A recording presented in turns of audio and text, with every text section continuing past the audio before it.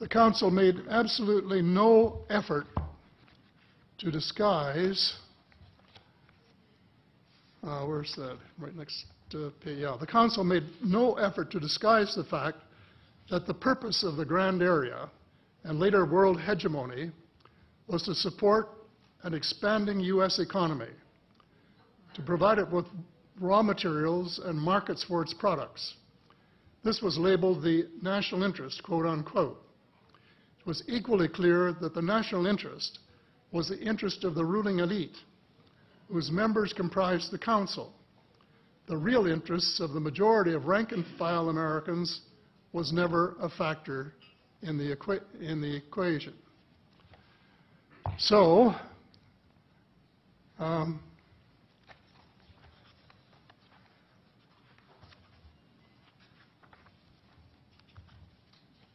Mr. David Rockefeller, who was a member of all three of the sisters, is quoted as saying this at a meeting of the Bilderbergers in Europe. We are grateful to the Washington Post, the New York Times, Time magazine, and other great publications whose directors have attended our meetings and respected their promises of discretion for almost 40 years. It would have been impossible for us to develop our plan for the world if we had been subjected to the lights of publicity during those years. But the world is more sophisticated and prepared to march toward a world government. The supranational sovereignty of an intellectual elite and world bankers is surely preferable to the national autodetermination practiced in past centuries. He, of course, pretended he didn't say that, but the witness, this is reported by Daniel Estulin, a thoroughly reliable reporter who has written the true story of the Bilderberger Group. And if you want to really get inside of what's been going on there for this long time, that's a good place to go. So anyway, you hear what Mr. Rockefeller said, and so there you have it. The aim of the game is a world government comprising members of the cabal who are elected by no one and accountable to no one. And according to Mr. Rockefeller, the plan is well advanced. Does this help you to understand why our civil rights are being taken away from us? I say us, because Canada too is included in the grand plan. A giant leap in the wrong direction followed the end of the Cold War.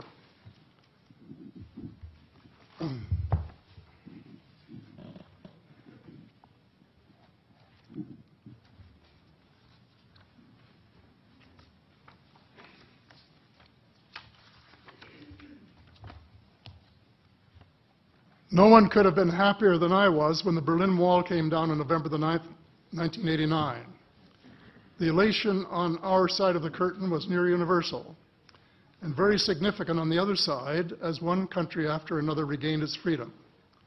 Nearly everyone believed that it was the dawn of a new era of peace and prosperity for people everywhere. There was much talk of a peace dividend. The prospects were dazzling in their scope and diversity. It was a unique and God-given opportunity for a new, braver, and fairer world. We blew it.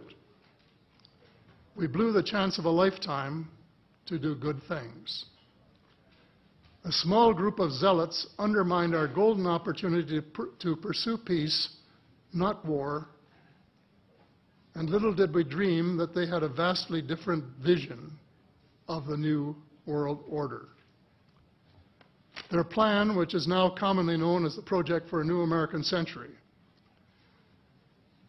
included preventive wars in clear violation of international law, regime change wherever and whenever the U.S. desires, and if they can get away with it without excessive casualties, and the establishment of a kind of economic and cultural hegemony with America acting as constabulary, quote unquote. That was their word, globally. This was to be accomplished without authority of the United Nations and without the restraint of existing international treaties. It would involve a military buildup unprecedented in peacetime history and could trigger an arms race, which is precisely the opposite of the peace dividend that the world had rightly looked forward to. The Machiavellian scheme involved secret police, the curtailment of civil liberties in defiance of the U.S. Constitution, and a moribund economy operating way below its potential. Exactly those features for which the Soviet Union was held in contempt.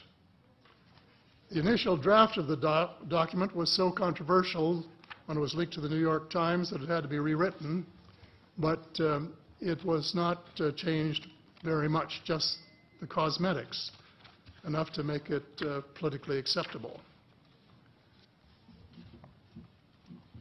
So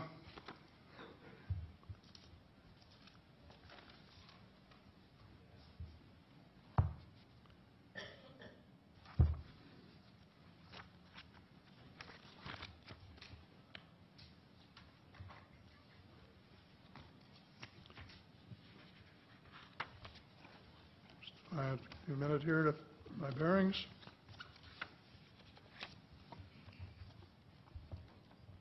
The document said this: well, it may have been easy to persuade President Bush to abandon his stated policy of not getting America more deeply involved in international affairs, but persuading the American people would be more difficult. Sophisticated Americans would question such a giant sea change in policy.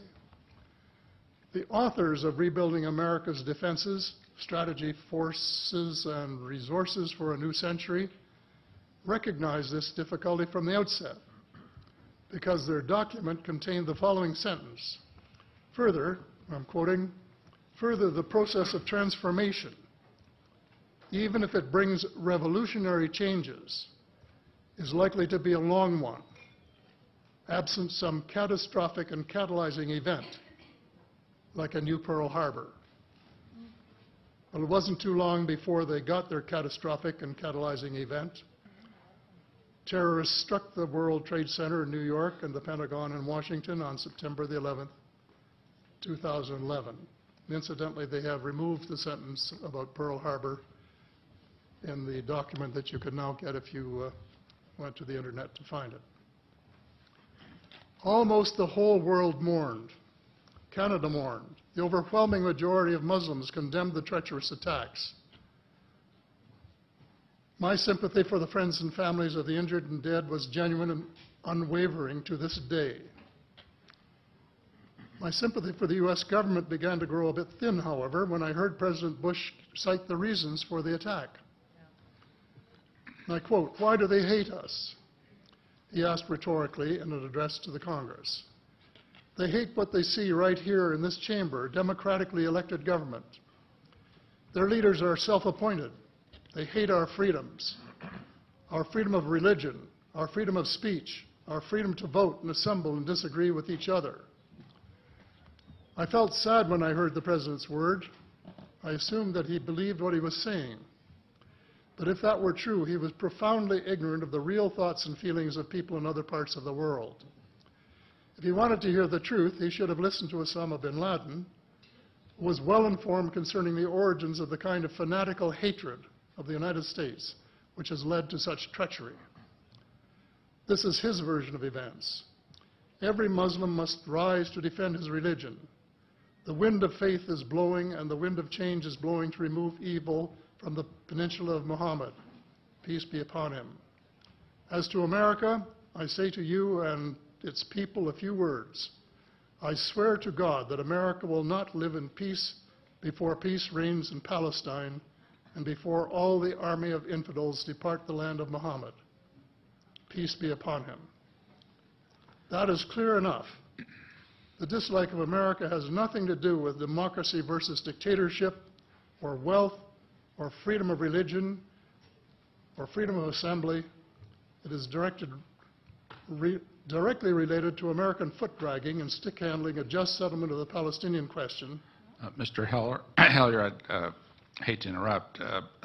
Time has expired, but I'm very happy if the panel has no objection to allow another minute or two to finish your statement. How much time do you think you need to finish it? I think probably somewhere between 1 and 5 minutes, most. I think we'll give you 2 minutes to finish your statement, as much as I'd like to grant more. Thank you. Okay. In short, American foreign policy was the root of the conflict. So here we are more than a decade later fighting another war that can't be won. There is no country on earth powerful enough to protect its citizens against fanatical hate, as we learned from the Boston Marathon. And the mere attempt to pursue the impossible pits neighbor against neighbor and the state power structure against everyone. All of the freedoms won by the millions of men and women who fought and died in World War II are being flushed unceremoniously down the drain. The only hope of peace is a negotiated settlement. This will require a paradigm shift in American attitudes. It involves a de facto renunciation of the plan for a new American energy and the adoption of a pledge of cooperation with all humankind to build the kind of world which we are collectively capable of. Young people everywhere need to be challenged by a noble cause. They need to be involved in arresting global warming, creating a banking system that is just and sustainable, and lead the way in the transformation to the new reality that we have to live in harmony with our celestial neighbors, as well as seeking peace on earth. In a word, we have to become spiritual beings and practice the one tenet that the world's major religions have in common, and that is the Golden Rule.